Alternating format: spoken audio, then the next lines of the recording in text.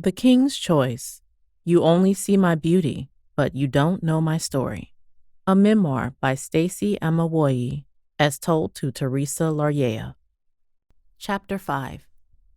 My Blessed Mentor. Remember those who led you, who spoke the word of God to you, and considering the result of their conduct, imitate their faith. Hebrews 13:7.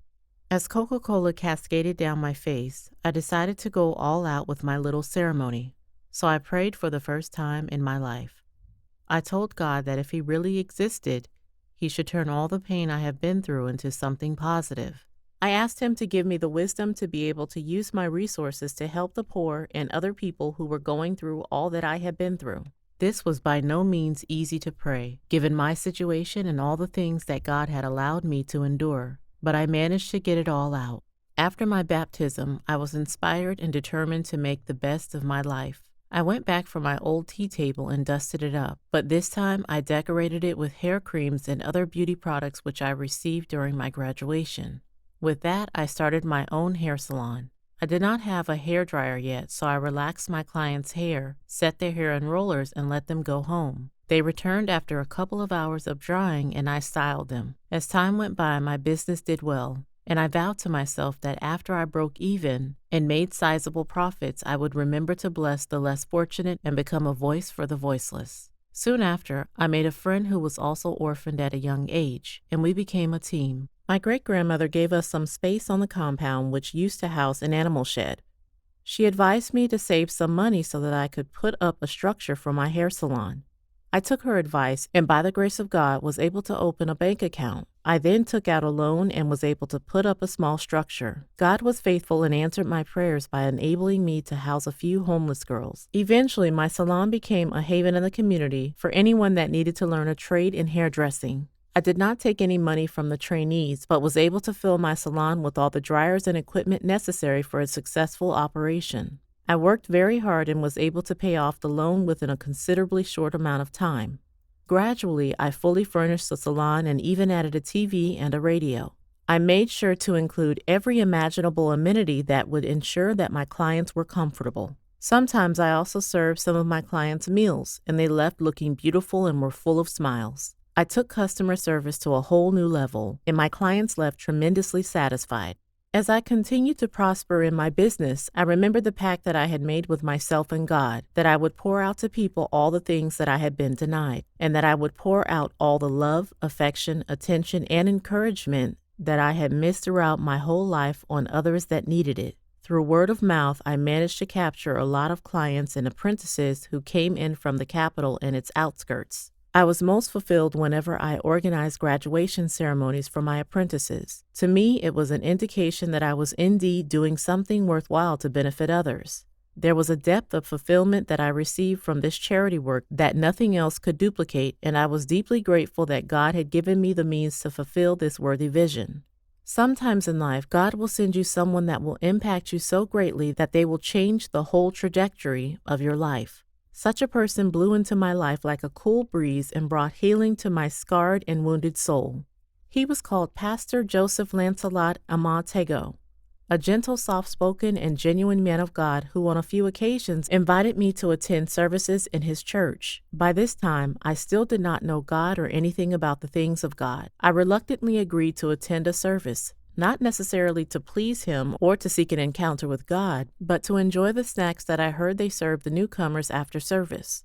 On our way back home, Pastor Joe explained the sermon we had just heard and gave me some useful pieces of advice about life in general. I cautiously took it all in because I was still a bit skeptical about God. Pastor Joe was not fazed by my nonchalant attitude, but rather labored patiently with me until one day he broke through the walls I had erected for so long. On one of his visits, as he ministered to me, he said 4 words that changed my life and set me on a path to destiny.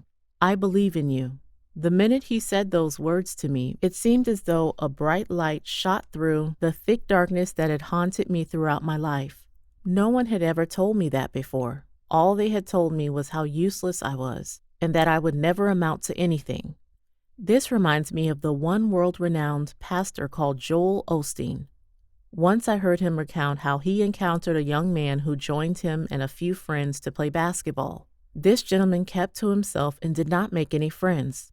Pastor Joel observed that as soon as the game was over, he would quietly vanish without a word to anyone. So one day after a game, he managed to quickly approach the man before he made his usual quick getaway. He smiled at him and gave him a pat on the back and told him it was always great to see him and that he hoped to see him again.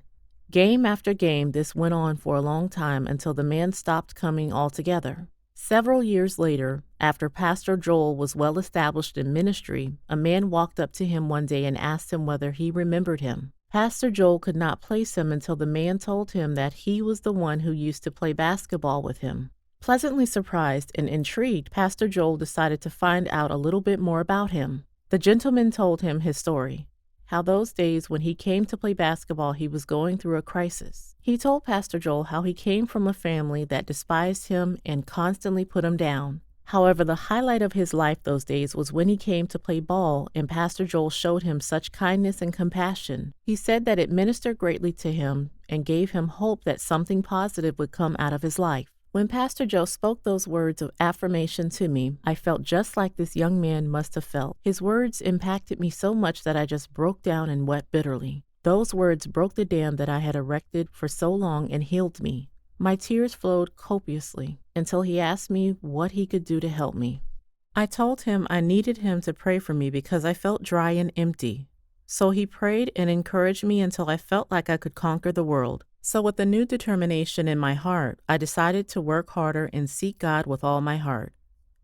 Pastor Joe, may God rest his soul, demonstrated such compassion and unconditional love to me.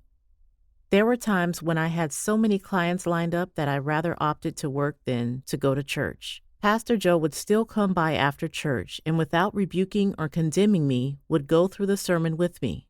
As the years went by, he continued to tutor me in the Word of God. He encouraged me to fast and pray on my birthday. The first time he told me this, I laughed in his face. Did he know who he was talking to? I had fasted my whole life, sometimes going for days without eating, and now I was independent and finally able to afford to eat anything I wanted, and he was telling me to willingly and intentionally go without food? He understood that I was spiritually immature and that I did not understand spiritual principles. He continued to persevere with my mentoring and on occasion took me to the beach where he gave me a list of prayer points to go through. He asked me to pray for my family, my future children, my future husband, and my destiny. As soon as he asked me to pray for my family, intense bitterness and offense flared up in my heart. Did he expect me to pray for the family that had made my life a living hell? And who told him that I ever wanted to get married? I loved my independence and was not about to hand it over to a man that would limit me. And I definitely did not want to have children, especially after the horrible childhood I had endured. So I wandered off to a corner of the beach a bit further away from him and pretended to pray. I did not understand that I was not deceiving him, but I was only deceiving myself. In spite of all these spiritual exercises, I found that I still lacked inner peace and joy. I had not surrendered wholly to God because I still had my defenses up and had not come to trust Him fully. One day, I suddenly had a burning desire to seek after God with all of my heart. So I got myself a Bible and went to church every day, opening myself up to everything that was taught. God responded in kind, just as He promised to draw near to anyone who draws near to Him.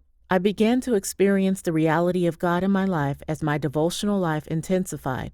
The next legacy that my mentor left me was the discipline of saving my money and not squandering it. All this while, I had not given up my part-time dancing engagements. I still loved to dance, and I was determined to have as many streams of income as I possibly could, since I still had to cater for the needs of my apprentices. By this time, I had graduated from dancing at funerals to becoming a professional dancer. I joined a dance group called the Miracle Dancers, and this led me to land a part in a reality show called the Embassy Club Pleasure. Being on the reality show set in motion a quick progression of events that caused me to relocate to a coastal town called Cape Coast, which was 3 hours away from Accra. I got into cultural dancing and drumming, specializing in my favorite dance, the Bambaya dance, and drumming on the djembe drums. A mentor is someone who allows you to see the hope inside yourself. Oprah Winfrey.